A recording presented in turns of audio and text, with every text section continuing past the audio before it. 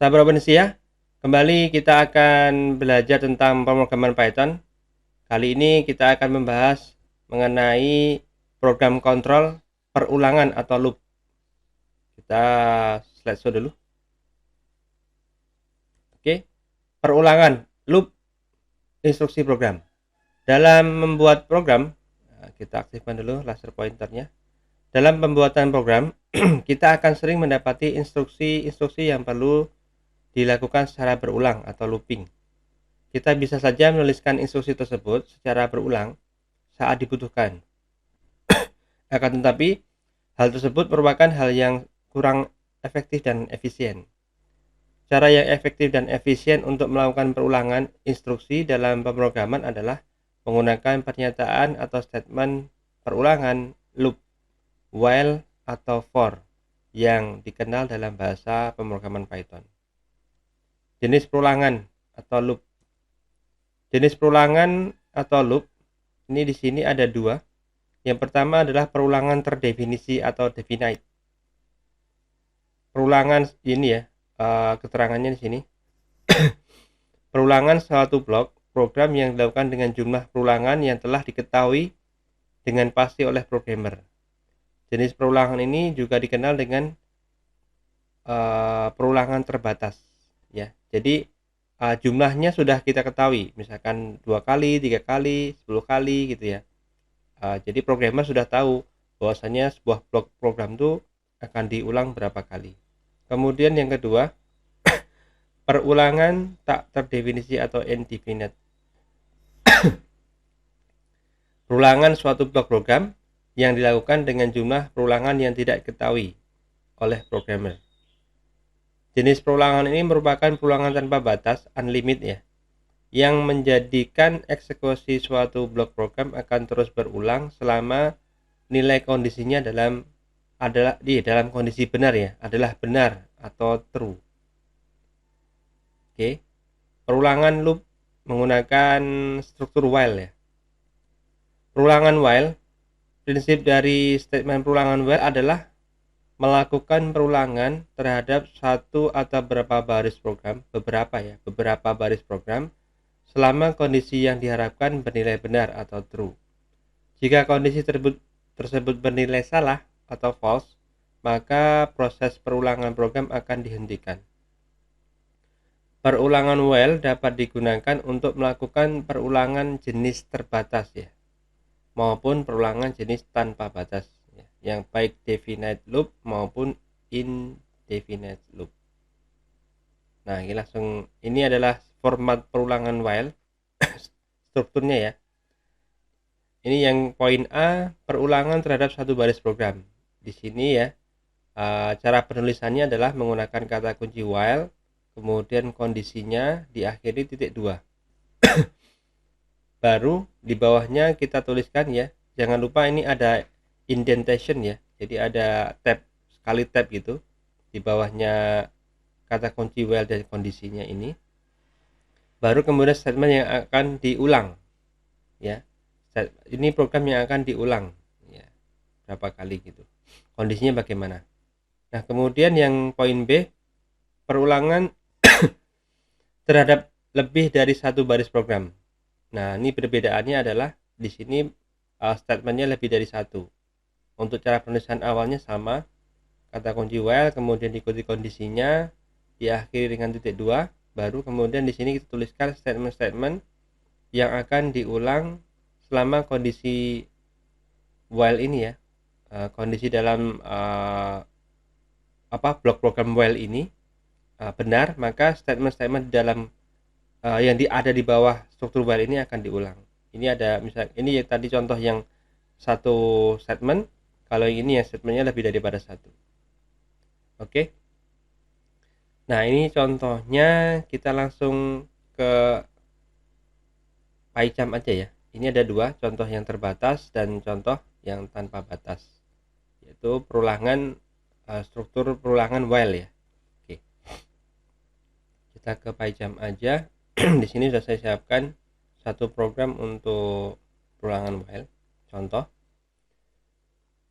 Oke, ini adalah contoh perulangan while yang berbatas ya.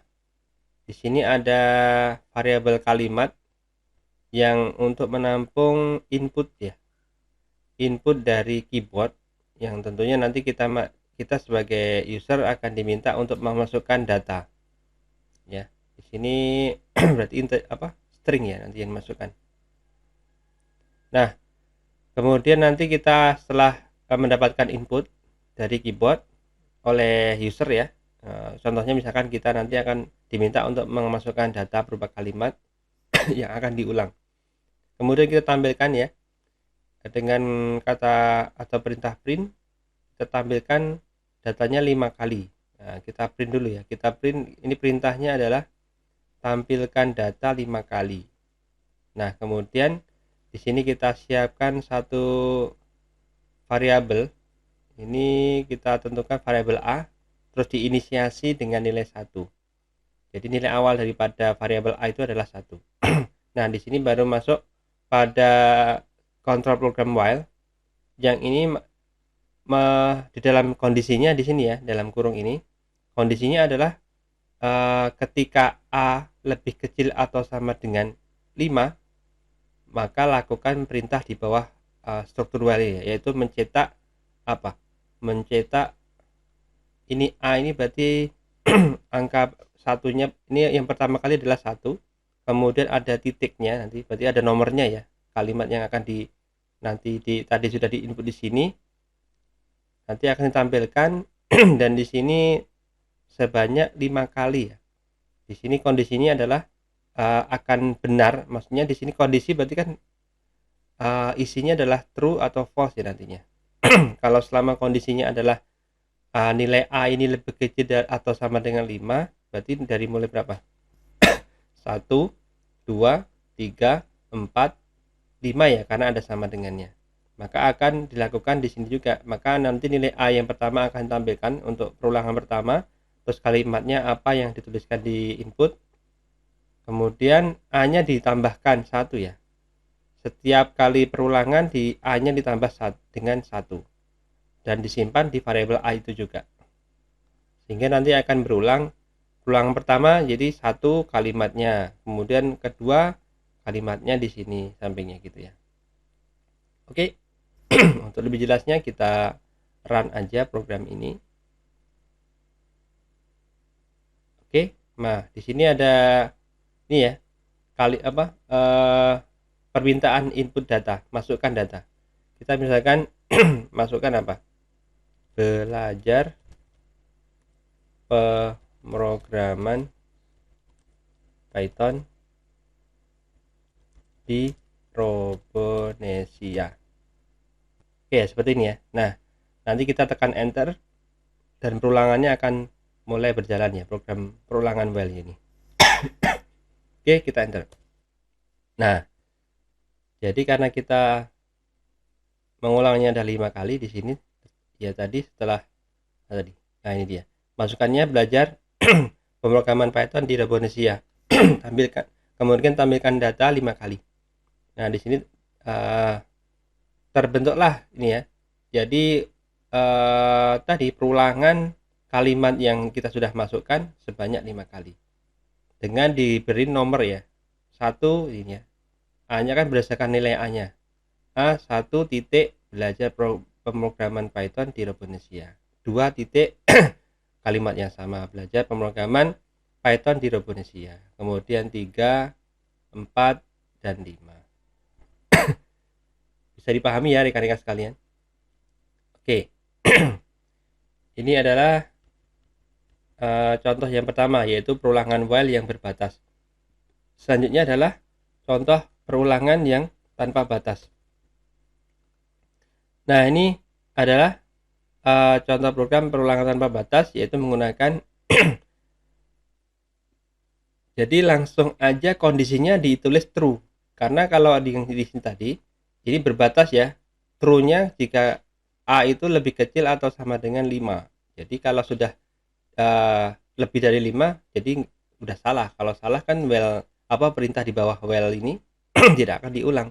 Tapi kalau di sini langsung perintah kondisinya itu langsung kita tulis true, jadi benar terus ya, tanpa batas.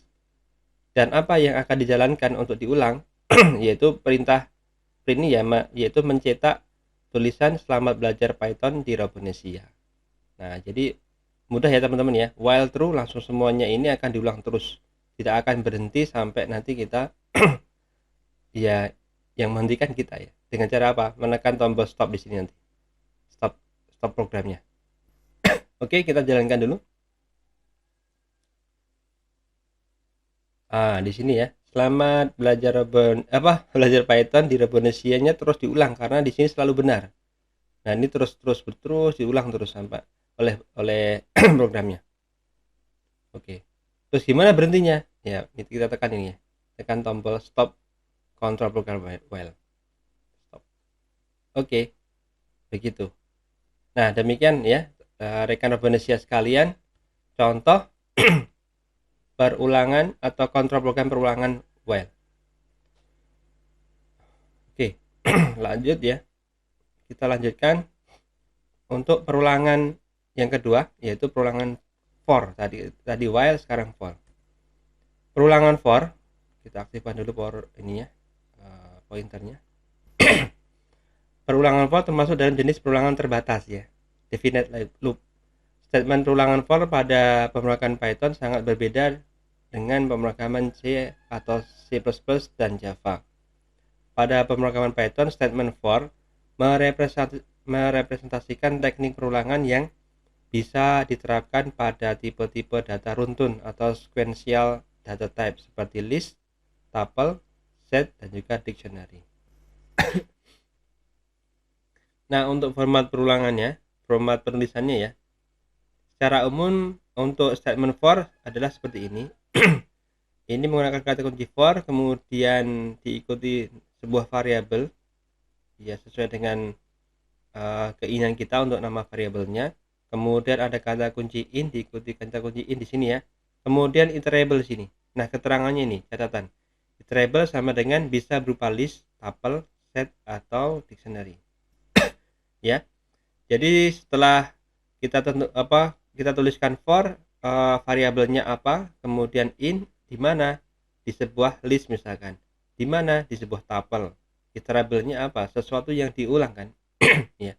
Sini. Kemudian setelah kita tuliskan di sini point iterable-nya, kita tuliskan juga di bawah perintah yang baris for ini program yang akan dijalankan, yang akan diulang. Ya, statement-statementnya akan diulang di sini. Statement 1, 2 dan seterusnya. Oke, ini adalah format daripada perulangan for ya. Kemudian contoh perulangan for, kita langsung pada ini ya, pada contoh program di PyCharm aja. Di sini nanti kita akan mencoba perulangan for berdasarkan data suatu list, pakai list ya. Kemudian berdasarkan indeks juga gitu. Oke, nanti kita lanjutkan langsung pada praktek ini aja, demo programnya. Kita buka dulu program control program for nih ya. Oke. Nah, yang pertama adalah menampilkan isi suatu list. Ini contoh programnya dengan perulangan for ya. Jadi perulangan berdasarkan data suatu list. Nah, baik, kita lihat di sini ada list lauk. Contoh aja. Disama dengan kemudian data listnya kita tuliskan di sini menggunakan tanda kurung kotak ya. Lauknya apa aja? Ada tahu, ini string berarti tipenya. Tahu, tempe, kerupuk, perkedel, telur ceplok, telur dadar gitu ya. Kemudian nanti print lauk. Nah, print tampilkan atau cetak sebuah kalimat daftar lauk. Nah, di sini masuk tadi perintah untuk perulangan for. Kita tuliskan kata kuncinya pertama for, kemudian kita tambahkan di sini variabel t, kemudian kata kunci in, dan masukkan nama listnya di sini ya. Nama listnya adalah list lauk, daftar lauk. Nah, kemudian apa yang kita lakukan untuk diulang yaitu adalah print t. Nah, data t itu nanti adalah urutan data dari yang ada di dalam list lauk ini ya. Jadi nanti yang akan ditampilkan adalah urut. Nih, T itu adalah nanti pertama dan sampai terakhir ya. Yang itu merupakan isi atau anggota daripada sebuah list dengan nama list lauk. Nanti akan ditampilkan di sini print T ya. T-nya apa sih yang sudah akan terbaca di sini, yaitu tahu, tempe, sampai nanti telur dadar. Kita running aja programnya. Oke, ya. Jadi di sini ya, print daftar lauk kita sudah di sini tercetak daftar lauk. Nah, kemudian T-nya yang kita akan tampilkan di sini kan. Nah, T-nya itu adalah daftar lauk yang ada di list lauk ini. Jadi pertama tahu, tempe, kerupuk, perkedel, telur dadar plok, telur dadar. Gitu. Oke ya. Sangat mudah ya, bisa dipahami. Jadi ini adalah perulangan berdasarkan data suatu list. Oke, kita lanjutkan. Ini menampilkan isi list ya. Menampilkan isi suatu list dengan perulangan for untuk perulangan berdasarkan ini indeks. Nah, kalau tadi berdasarkan data langsung, data listnya, kalau di sini adalah memanfaatkan indeks daripada list tersebut.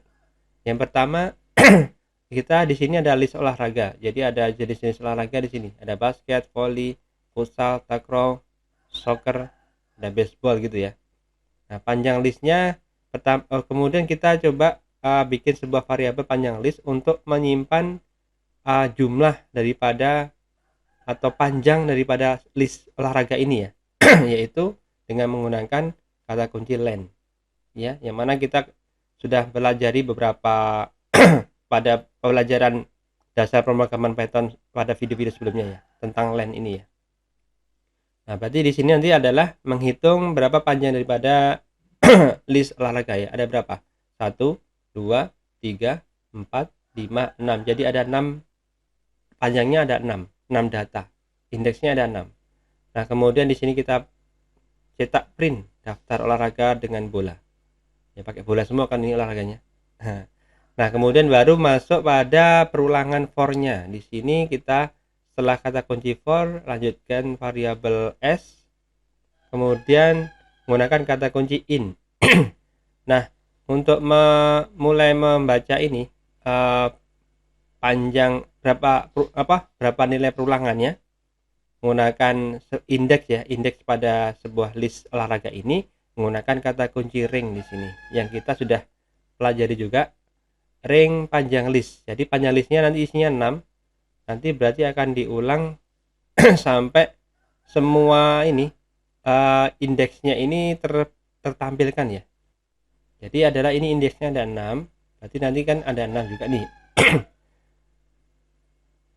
Nah, di sini nanti list yang akan ditampilkan adalah list olahraganya. Dan berdasarkan di sini ada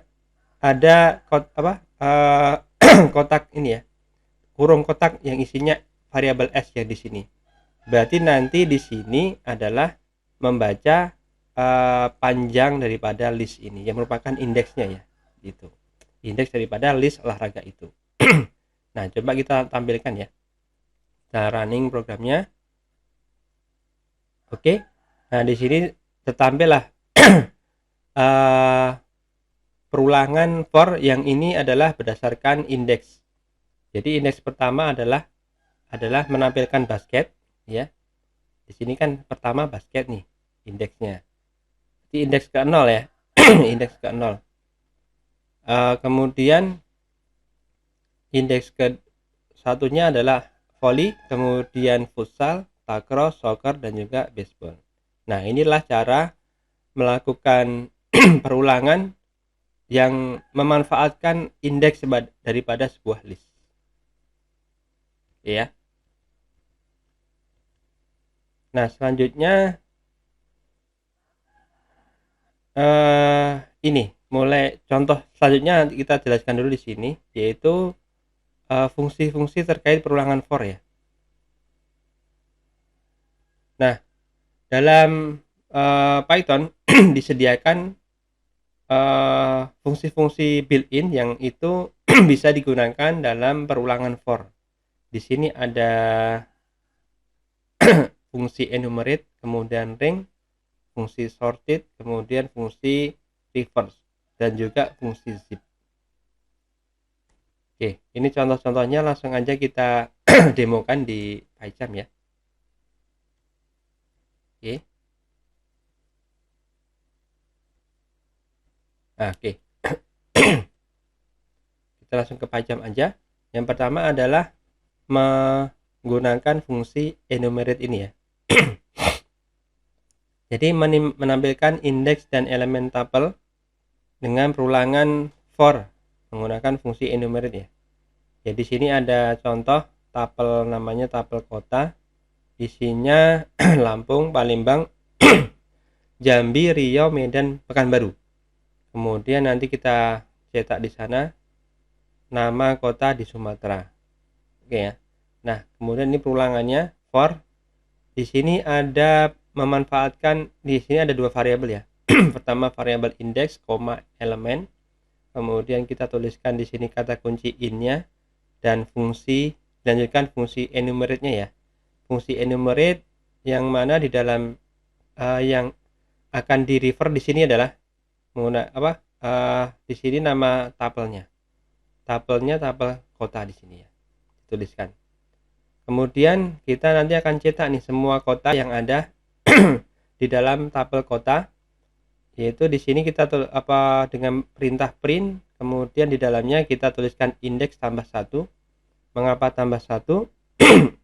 Karena indeks itu kan diawal dari indeks 0 nih. Untuk menambah mengulang supaya yang tertampil itu adalah kota selanjutnya ya. Ini kan indeks 0, 1, 2, 3, 4, 5. Nah, nanti supaya tertampil tampilan data kota dari Lampung sampai Pekanbaru, maka di sini untuk indeksnya ditambah dengan 1, ditingkatkan. Jadi supaya tertampil setelah Lampung, Palembang, Jambi, Riau, Medan gitu. Nah, kemudian elemennya ya ini tadi yang akan ditampilkan tadi, supaya elemennya itu adalah Lampung secara urut ya. 1 nanti Lampung, 2 Palembang ya. 3 Jambi, kemudian 4 Riau, 5 Medan, 6 Pekanbaru begitu. Nah, di sini perbedaannya antara contoh yang sebelumnya tadi ya, yang menggunakan memasukkan indeks, ini sebenarnya mirip juga. Cuma di sini menggunakan kata kunci atau fungsi built-in enumerate. Baik, kita jalankan dulu. Nah, hasilnya sama ya. Jadi kita menampilkan nama-nama kota yang ada di Sumatera dengan menggunakan perulangan yang itu memanfaatkan fungsi built-in enumerate. Ya, di sini tertampil 1 Lampung. Jadi penjelasan indeks tadi adalah karena tadi indeksnya kan diawali 0, supaya di sini tidak 0 kan ditambah 1. Jadi sekaligus juga nanti akan menampilkan indeks-indeks yang secara berurutan dari Lampung sampai Pekanbaru ya, untuk elemennya. Jadi indeksnya 0 kan pertama, ditambah 1 kan supaya 1. Nah, kalau nggak ditambah 1 berarti nanti kan dari 0. Coba kita coba ya. Misalkan gini, indeks aja gitu. Nah, kita coba running. Nah, kan dari 0 ya. 0, 1, 2, 3, 4, 5. Nah, jadi supaya bagus ya, indeks awalnya bukan 0, maksudnya nilai nilai data sebuah data itu bukan dari 0, maka di sini kita tingkatkan dengan cara menambah 1 seperti ini. Sehingga yang tertampil adalah 1 Lampung, 2 Palembang, 3 Jambi, 4 Riau, 5 Medan, 6 Pekanbaru. Ya.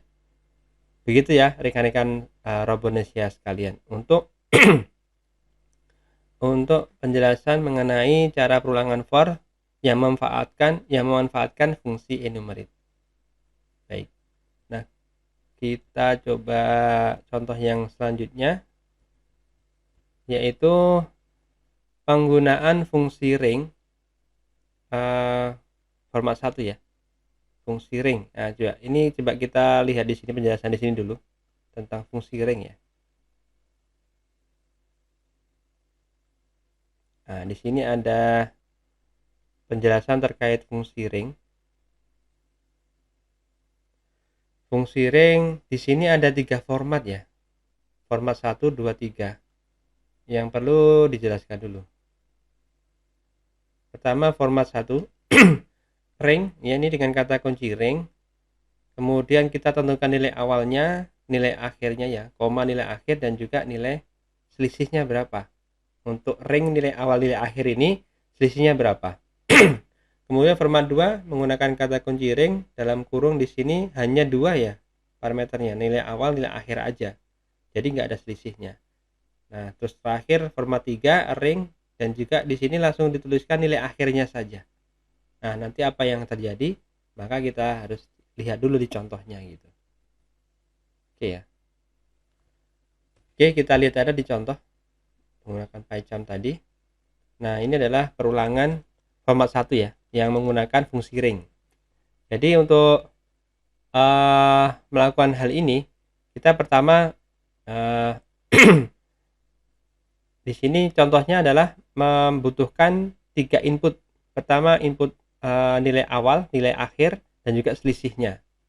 Apa yang dimasukkan di sini adalah data angka ya. Tapi di sini ada yang sudah kita pernah pelajari. Jadi input itu adalah yang dimasukkan itu kan string ya. Supaya bisa dia menjadi bisa dilakukan operasi numerik atau matematika atau aritmetik, itu harus dikonversi menjadi integer. Jadi di sini diawali dengan kata kunci int, kemudian baru kata kunci input untuk mengambil masukan nilai dari keyboard ya. Ini untuk nilai awal, nilai akhir, dan juga selisihnya. Jadi nanti kita diminta untuk masukkan 3 nilai ya. Kemudian di sini print baris kosong ya. Dan di sini juga kita cetak nilai dalam ring adalah, dan juga ada garis ini ya, pakai strip-strip ini print, kita cetak juga. Nanti baru di sini ulangannya ya, for diikuti variabel t in ring. Ringnya apa, kita tulis semua, ring awal, koma akhir, koma selisih. Jadi nilai-nilai yang tadi diinputkan nilai awal, nilai akhir, dan selisih ini akan dimasukkan di sini, diproses di proses ring ini dengan fungsi ring. Kemudian t-nya nanti akan kita tampilkan data t-nya berdasarkan tadi ya, nilai awal akhir selisihnya. Oke, maka kita berarti nanti yang tertampil adalah ya ringnya, data ringnya, nilai awalnya berapa. Nah, kita cek aja contohnya seperti ini, kita jalankan. Nah, kita masukkan di sini ya, untuk masukkan nilai awal misalkan antara 10 ya, ini angka ini adalah nilai awal. Kemudian nilai akhirnya misalkan berapa, 20 ya, 20. Kemudian selisihnya yang kita harapkan, jadi selisihnya misalkan 2. Jadi setiap selisih dari 10 ke 20 itu ring, data yang ditampilkan adalah ringnya setelah 10 ke 12 berarti ya, 12 ke 14 seterusnya. Jadi selisihnya 2. Nah, kita enter, nanti fungsi perulangannya akan berjalan berdasarkan data awal, akhir, dan juga selisih. Nah, di sini adalah nilai dalam ring adalah 10, 12, 14, 16, 18. Itu aja. Karena di rentang angka 10 sampai 20. Begitu. Yang ditampilkan adalah nilai dari 10, kemudian karena selisihnya 2 tambah 2 lagi, 12 tambah 2 14 tambah 2 16 tambah 2 18. Gitu ya teman-teman. Terkait dengan penjelasan fungsi ring format pertama. Selanjutnya format kedua tentang fungsi ring. Ini contohnya ya. Kita uncomment dulu bagian ini, blok program yang menjelaskan contoh untuk penggunaan fungsi ring format kedua. Jadi di sini kita hanya memerlukan 2 parameter untuk nanti kita bisa menggunakan fungsi ring untuk format yang kedua, yaitu nilai awal dan juga nilai akhir. Kalau pada format pertama kan kita membutuhkan nilai awal, nilai akhir, dan juga nilai selisihnya. Nah, sekarang kita hanya memerlukan nilai awal dan juga akhir. Seperti contoh pertama, format pertama maksudnya, di sini kita untuk yang awal, untuk nilai pertama kita bikin sebuah variabel awal, dan juga nanti kedua bikin variabel akhir, yang mana nanti untuk variabel awal dan akhir itu akan kita isi dengan cara mengetikkan nilai dari keyboard ya. Seperti sudah dijelaskan di sini menggunakan kata kunci input, kemudian nanti dikonversi terlebih dahulu karena nilai input kalau pada pemrograman Python itu secara default dia tipe datanya adalah string. Jadi tidak bisa digunakan untuk operasi aritmatika. Kalau kita ingin menggunakannya untuk operasi perhitungan aritmatika, maka kita perlu mengkonversinya menjadi tipe data yang support untuk proses aritmatika ya, yaitu integer atau floating point. Oke, di sini kita kasih kata kunci input int dulu, kemudian di dalam kurung di sini fungsi input yang digunakan untuk nanti kita melakukan input data ya, masukkan nilai awal, kemudian juga yang akhir untuk ini ya, variabel akhir untuk menyimpan masukan dari keyboard yang itu sebagai nilai akhir. Ini print baris kosong untuk jeda aja antara baris atas dan bawahnya. Kemudian nanti kita print juga nilai dalam ring adalah, dan juga di sini ada garis di bawah kalimat nilai dalam ring adalah. Tuh. Nah, kemudian masuk pada di sini adalah perulangan for yang memanfaatkan fungsi ring. Di sini kita tulis for, kemudian tambahkan variabel u, kemudian kata kunci in, kemudian lanjut kita gunakan fungsi ring dua masukan ya, yaitu masukkan nilai awal dan juga nilai akhir. Nah, ini nanti kemudian untuk masing-masing nilai ringnya ya, ring dari awal akhir itu nanti kita akan tampilkan menggunakan perintah print, yaitu menampilkan variabel isi daripada variabel u ya, yang mana ini merupakan nanti nilai-nilai yang itu dalam ring yang akan kita masukkan dari pada nilai awal dan juga nilai akhir. Kita jalankan dulu. Oke, klik kanan kemudian kita tekan run control program for. Oke, di sini kita sudah diminta untuk masukkan nilai awal. Misalkan tadi kalau di contoh pertama adalah 10 sampai 20, kita coba sekarang dari 20 nilai awalnya, kemudian nilai akhirnya 30 gitu ya. Nah, di sini kalau hanya menggunakan nilai awal dan nilai akhir tanpa adanya nilai selisih, maka akan ditampilkan semua nilai dari rentang yang di rentang awal dan juga rentang akhir ya. Dari nilai 20 sampai nilai sebelum angka 30, yaitu di sini ya. 20, 21 iya 30 betul ya. 20, 21 ini urut ya. 22, 23, 24, 25, 26, 27, 28, 29. Nah, 30 yang tidak disebutkan di sini. Tidak ditampilkan karena memang kalau kita menggunakan fungsi ring, maka nilainya itu kalau rentang berarti di satu nilai sebelum nilai terakhir ya. Jadi kalau tanpa nilai selisih, maka dianggap selisihnya adalah satu nilai aja. Langsung 20, kemudian 21, 22 dan seterusnya tadi itu. Nah, inilah perbedaannya format pertama dengan kedua. Ya, adanya nilai selisih dan tidak ada nilai selisih. Selanjutnya kita coba contoh yang ketiga, yaitu format ketiga, pemanfaatan fungsi ring untuk fungsi perulangan ini ya. Kontrol program perulangan menggunakan for. Oke, ini contoh yang ketiga. Jadi perbedaannya secara format, kalau fungsi ring yang pertama adalah memerlukan 3 buah data, yaitu data awal, data akhir ya, nilai awal, akhir dan juga nilai selisih. Kemudian format kedua, ring ini menggunakan 2 buah nilai, yaitu nilai awal, akhir aja. Kemudian yang ketiga ini hanya nilai akhir saja. Jadi ini lebih simpel ya. Jadi bisa kita gunakan untuk melakukan perulangan sebuah statement pada kontrol program for, itu yang kita sudah mengetahui berapa kali kita akan mengulang suatu statement yang itu berada di bawah statement atau kontrol program for di sini. Jadi di sini kita langsung coba buat variabel akhir, kita tentukan nilai awalnya atau initial value-nya yaitu 3. Kemudian ini kita tuliskan perintah for-nya untuk perulangan atau kontrol program perulangan daripada for. Kemudian kita buat variabel a, kata kunci in, kemudian masuk ke fungsi ring-nya, namun nilainya hanya nilai akhir aja yang kita butuhkan. Sehingga langsung berarti nilai akhirnya di sini sudah ditentukan, nanti berarti nilainya langsung di sini adalah 3. Berarti artinya adalah program atau statement yang berada di bawah struktur for ini langsung nanti akan ditulis sebanyak 3 kali ya, di print ya, dicetak sebanyak 3 kali. Oke, langsung kita coba running ya programnya, klik kanan kemudian run. Nah di sini langsung bisa kita lihat tahu ya, oh berarti program teks inilah yang akan kita ulang penulisannya atau penampilannya sebanyak nilai akhirnya yaitu 3 kali.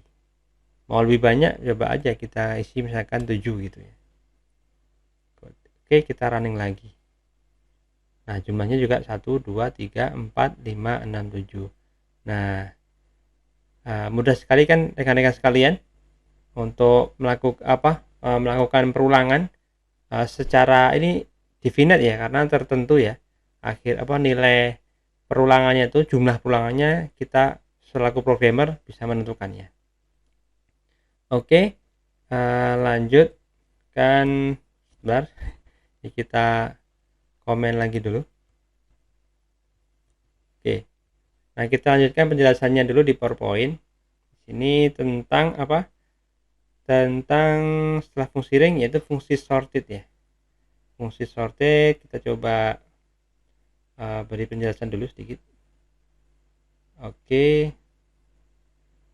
Nah, fungsi sorted ini pada perulangan for digunakan untuk mengurutkan suatu data. Jadi mengurutkan data. Misalkan di sini coba kita lihat contoh yang tertampil di slide ini. Jadi ada list. Di sini ada data anggotanya ada 4 ya. Itu 13, 7, 3 dan juga 11. Secara urutan ini kan tidak berurutan ya. Dari besar ke kecil tidak, dari kecil ke besar tidak juga. Nah, disinilah fungsi daripada fungsi atau kegunaan daripada fungsi sorted built-in sorted ya. Digunakan untuk mengurutkan suatu data. Kalau dalam contoh ini adalah list. Oke. Nah, di sini misalkan programnya kita lanjutkan ya. Lanjutkan langsung di pie chart-nya aja. Di sini ya. Oke, fungsi sorted ya. Sorted. Jadi di sini contoh di sini adalah pertama kita buat sebuah list namanya nilai list ya. Nah, listnya tadi nilainya 13, 7, 3 dan 11 ya. Jadi belum berurutan, hanya 4 aja. Mau kita tambahkan juga boleh lah ya. Tambahkan misalkan tambah 15 ditambah berapa nih, 5, nilai yang lebih kurang dari 10, kemudian ditambah berapa, 7 udah ada ya, 8 ya. Oke, biar agak lebih panjang. Nah di sini kemudian kita nanti akan menampilkan terlebih dahulu data listnya ya. Di sini kita cetak data list sebelum diurutkan. Maka nanti di sini akan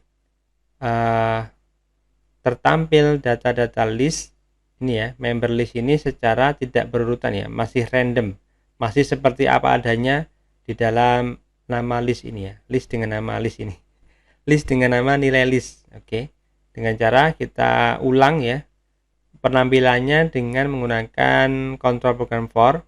Kita buat variabel b di setelah kata kunci for, kemudian in apa, yaitu di dalam list yang namanya nilai list, akhiri dengan titik 2, kemudian kita cetak atau kita print, kita tampilkan isi daripada variabel b ini dari setiap perubahannya ya. Berarti nanti akan terjadi semua daripada nilai list ini yang isinya adalah 13 sampai 8 ini tertampil semua, tapi tidak berurutan, masih seperti ini. Kemudian kita tambahkan ini print kosong ya, jadi kita bikin nilai garis kayak spasi gitu ya, enter. Jadi karena ini membuat kalau print dengan di sini isinya kosong, di sini berarti membuat baris kosong gitu. Nah, kemudian kita juga akan cetak juga di sini print data list setelah di-rootkan. Nah, kita nanti akan di sini keterangannya nanti adalah data list setelah di-rootkan, kalau di sini data list sebelum di-rootkan. Dalam untuk mengurutkan itu kita memanfaatkan fungsi sorted ini. Yaitu kata kuncinya pertama kita gunakan fungsi sorted ini bersama dengan struktur kontrol program for. Ya, for kemudian variabelnya kita ganti dengan C. Di dalam apa? Di dalam nilai list yang di sini sudah berada di dalam fungsi sorted ya. Jadi nilai list yang di sini akan disorted dulu baru nanti ditampilkan. Ya, print C. Jadi variabelnya ini adalah menampilkan nilai list yang sudah diurutkan dengan menggunakan fungsi sorted ini. Baik, langsung kita coba running aja bagaimana hasilnya. Nah, di sini tertampil ya. Jadi data list sebelum diurutkan adalah urutan seperti ini, tidak berubah. 13, 7, 3, 11, 15, 5, 8 ya. Nah, setelah diurutkan maka akan urut dari urutan kecil menuju ke urutan besar. Jadi 3, 5, 7, 8, 11, 13, 15. Demikian rekan-rekan sekalian. Ini akan membantu kita nanti kalau kita membuat program yang membutuhkan pengurutan data ya. Oke, gitu. Nah, selanjutnya kita akan mencoba fungsi yang selanjutnya ya, fungsi built-in yang sudah disediakan oleh Python, yaitu fungsi apa ini? Resolve. Nah, kita coba lihat dulu PowerPoint-nya di sini. Fungsi reverse ya, bukan reverse. Reverse. Jadi fungsi reverse pada perulangan for digunakan untuk membalik urutan suatu data. Kalau tadi sort itu adalah mengurutkan dari kecil ke besar, misalkan itu sebuah nilai integer gitu. Tadi kita sudah praktekkan, kita demokan tadi kan. Nah, untuk fungsi reverse ini sebaliknya ya. Bukan sebaliknya ya, bukan mengurutkan. Ini membalik ya. Kalau tampilannya di sini nanti ada tabel berupa nama-nama kota yang kita urutkan Jogja, Surabaya, Bandung. Nah, nanti kita tugasnya fungsi reverse ini adalah membalik urutannya dari tadinya Jogja, Surabaya, Bandung jadi Bandung, Surabaya, Jogja seperti contoh ini. Oke, kita coba demokan di PyCharm-nya. Oke. Nah, ini di sini ada tabel ya. Tabel isinya data nama kota ya, Jogja, Surabaya, Bandung. Misalkan mau ditambahkan nama kota tempat saya tinggal sekarang ya, Batam. Oke lah, bisa ya, jadi 4 gitu ya. Oke, kemudian nanti kita pertama seperti fungsi sort tadi kita tampilkan dulu. Nanti kita akan tampilkan semua anggota tabel ya, jadi Jogja, Surabaya, Bandung, Batam ini. Nah, kemudian nanti kita akan tampilkan dengan cara perulangan, diulang ya. Jadi di sini kita siapkan perintah for, kemudian variabel d untuk menyimpan data tabel yang akan ditampilkan di dalam apa? Di dalam tabel bernama data tabel ini. Kemudian di bawah perintah for-nya, kolom for-nya di sini ada print ya, perintah print untuk menampilkan data d yang itu dari data tabel ya, ditampilkan secara berurutan dari kiri ke kanan ya, dari Jogja ke Batam ini, Jogja, Surabaya, Bandung, Batam. Nah, kemudian ini membuat garis kosong. Nah, selanjutnya seperti contoh yang tadi, yang fungsi sorted tadi, kita print juga di sini. Kalau tadi data nama kota sebelum dibalik, kalau sekarang data nama kota setelah dibalik. Jadi sama menggunakan perulangan for, cuma di sini untuk data tabelnya ditulis di dalam sebuah fungsi ya, sebagai parameter fungsinya, yaitu fungsi apa? Fungsi reverse. Dimasukkan di sini nama nama tabelnya ya. Nah, disimpan dan ditampilkan di variabel e ini. Oke, kita coba running. Nah, di sini tampak ya data nama kota, ini outputnya ya. Data nama kota sebelum dibalik adalah Jogja, Surabaya, Bandung, Batam. Nah, data nama kota setelah dibalik, ya sebaliknya dari Batam, Bandung, Surabaya, Jogja. Nah, ini juga mungkin suatu saat ketika rekan-rekan semua membuat program memerlukan pembalikan urutan ya sebuah data. Ini fungsi reverse ini bisa simple untuk digunakan. Selanjutnya yaitu fungsi zip ya. Fungsi zip, kalau pernah mendengar zip berarti apa? Dipaketkan ya, kayak misalkan kita punya file yang besar, kemudian kita masukkan dari satu folder, kita zip supaya jadi satu file gitu, file zip. Nah, di sini fungsi zip dalam yang dimaksud adalah fungsi zip pada perulangan for digunakan untuk mempaketkan atau mengompres beberapa objek data menjadi satu.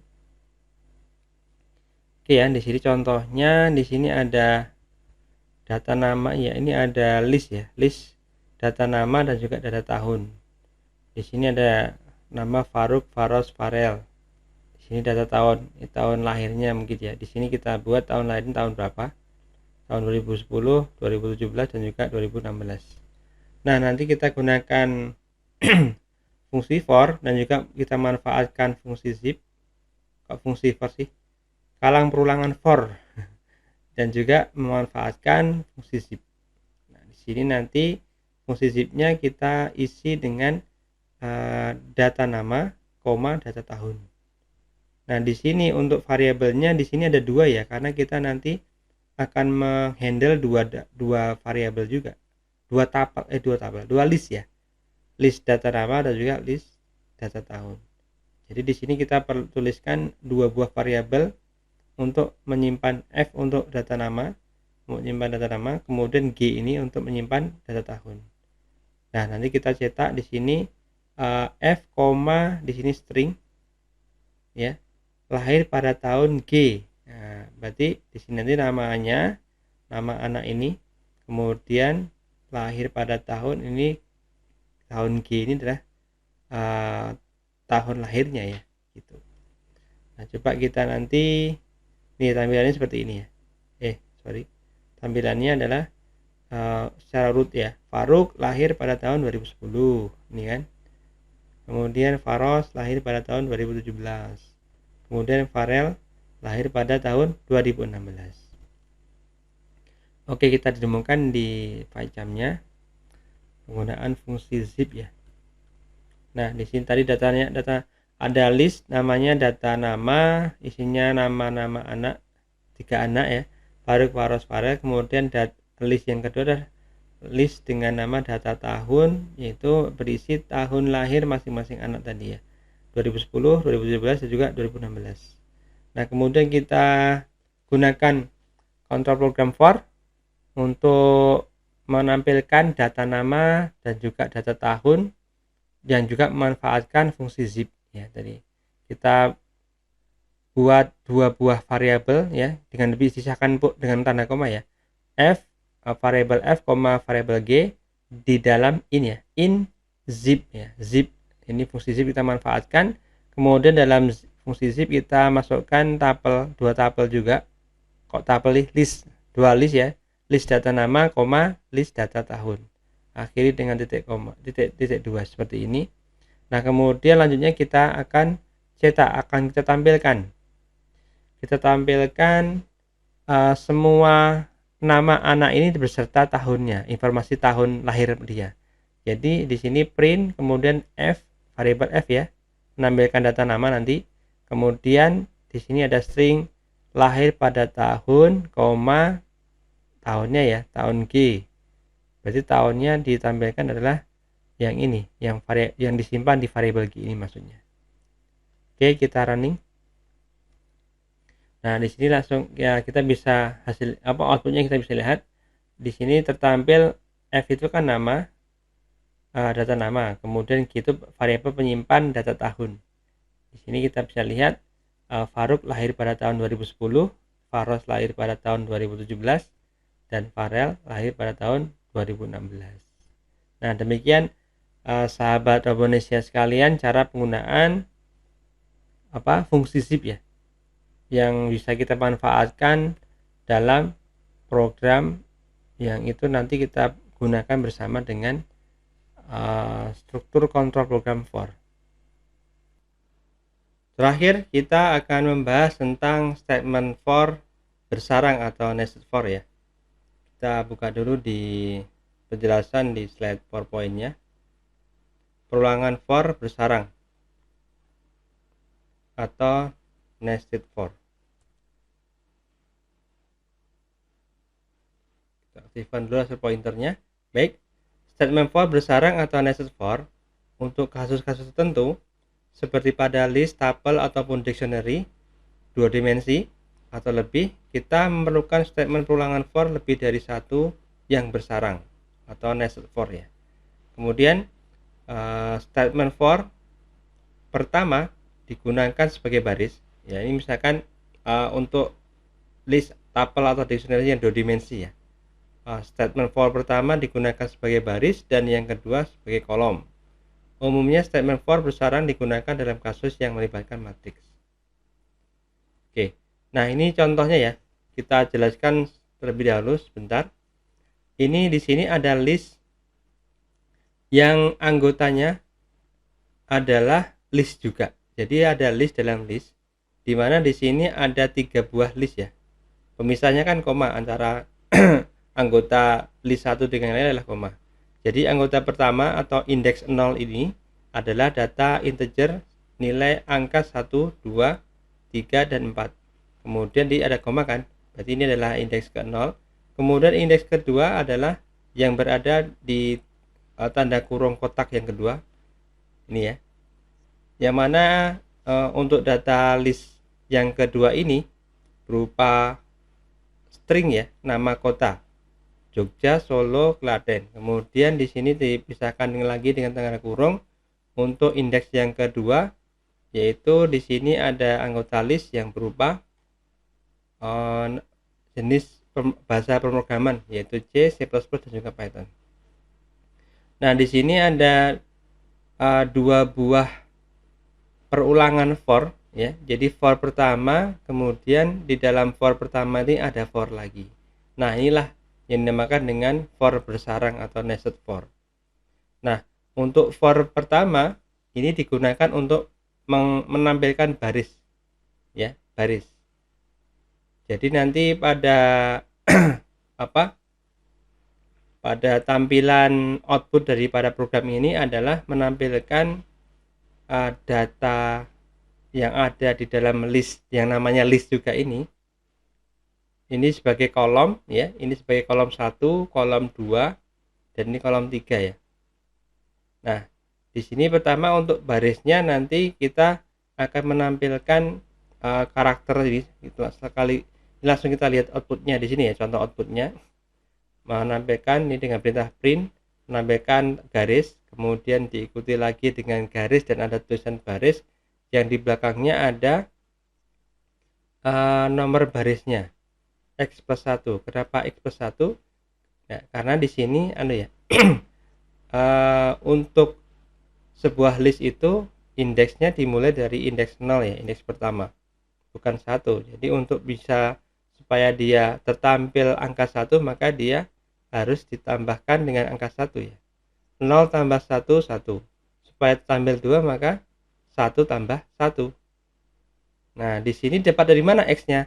X-nya didapatkan dari di sini ada perintah len, yang ini di dalam perintah ring ya. Ring sudah kita jelaskan sebelumnya. Jadi di sini kalau diisi nilai akhir, maka ini sama dengan jumlah dari perulangannya ya. Nah, jumlah perulangannya dari mana? Dari jumlah atau panjang list ini, len list. Len list itu jumlahnya berapa? Ada 3 indeks kan tadi. Jadi ada 3 anggota. 0, indeks 0, 1, dan juga 2. Jadi ada 3 kan. Nah, jadi di sini nanti akan terjadi perulangan yang menggunakan jumlah atau panjang daripada list yang namanya list ini ya. Berarti di sini isinya nanti adalah 3. Ya, panjangnya 3.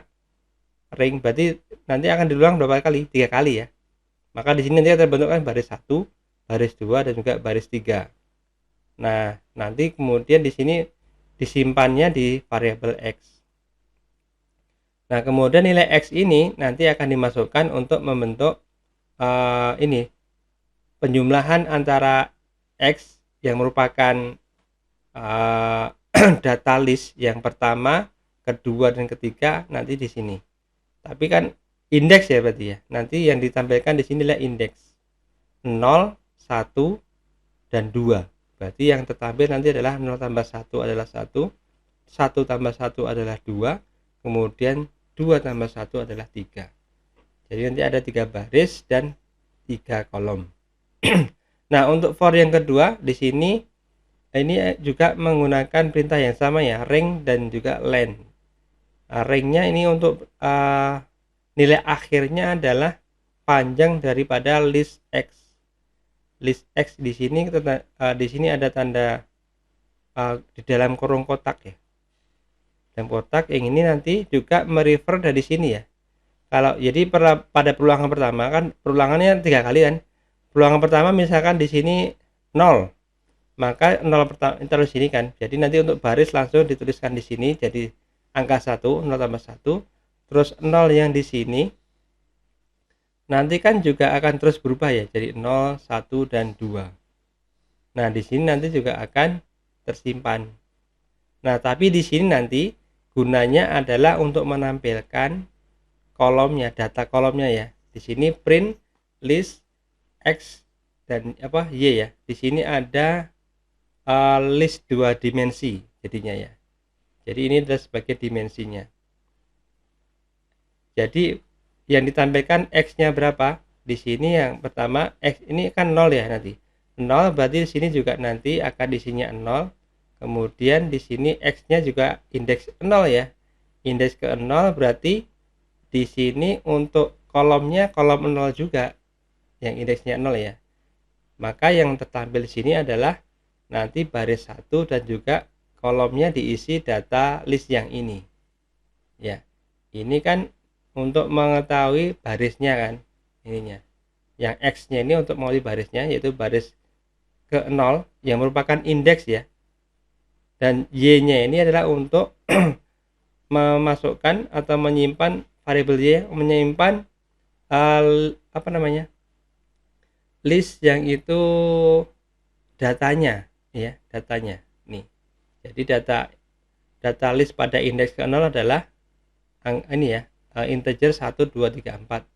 Nanti ditampilkan di sini. Nah, begitu untuk yang pertama. Dan yang kedua juga sama. Yang kedua dari nilainya di sini X-nya jadi 1. Nah, di sini juga akan 1 kan X-nya. Maka di sini akan ditampilkan ya pada perintah print yang pertama ini adalah baris seperti ini, kemudian belakangnya ada angka 2-nya. Jadi terbentuklah seperti ini baris 2. Nah, kemudian untuk X-nya kan masuk sini lagi nih, 1 kan. Jadi ngasih tahu di sini adalah list indeks yang pertama berarti. Yang kedua deh, indeks kedua maksudnya, tapi nilainya kan 1. Nah, di sini juga 1. Nah, ini nanti kemudian kita print X-nya adalah print indeks yang kedua ya, yang nilainya 1 tadi, indeks 1 ya. Indeks 1. Kemudian Y-nya juga ini adalah representasi dari untuk penyimpanan data ini list yang kedua atau indeks 1. Nah, jadi yang ditampilkan di sini adalah Jogja, Solo, Klaten. Nah, lanjut kemudian peluang yang ketiga adalah di sini adalah 2 ya. 2, maka di sini juga akan disimpan 2. Kemudian di sini 2 tambah 1 adalah 3 kan. Terbentuklah tulisan garis ini, terus kemudian garis yang kedua, terus kata baris dan belakangnya ada 3 yaitu asalnya dari X yang indeks kedua ditambah 1 yaitu jadi 3. Lagi-lagi yang selanjutnya adalah indeksnya 2 kan di sini. Di sini maka tersimpan juga 2, maka untuk list X-nya untuk barisnya adalah baris ke 3 ya. Maksudnya di sini untuk tadi sudah ditambahkan di operasi matematika untuk nomor barisnya. Kemudian Y-nya adalah menampilkan data list yang ketiga atau indeks yang kedua, yaitu nama bahasa pemrograman C++, dan juga Python. Nah, Kita coba demokan di PyCharm-nya. Di sini ya. Ini program yang sama tadi di start PowerPoint. Listnya ada list dalam list ya. Di sini ada 3 anggota, indeks ke-0, indeks 1 dan juga indeks 2. Ini adalah perintah untuk menampilkan baris untuk for yang pertama. For di dalam for yang pertama ini atau for yang ini menggunakan variabel y ini untuk menampilkan kolomnya. Nah, di sini untuk pada tampak di sini tadi sudah kita jelaskan. Ini di sini adalah contoh list 2 dimensi ya, gitu. Oke, kita coba running.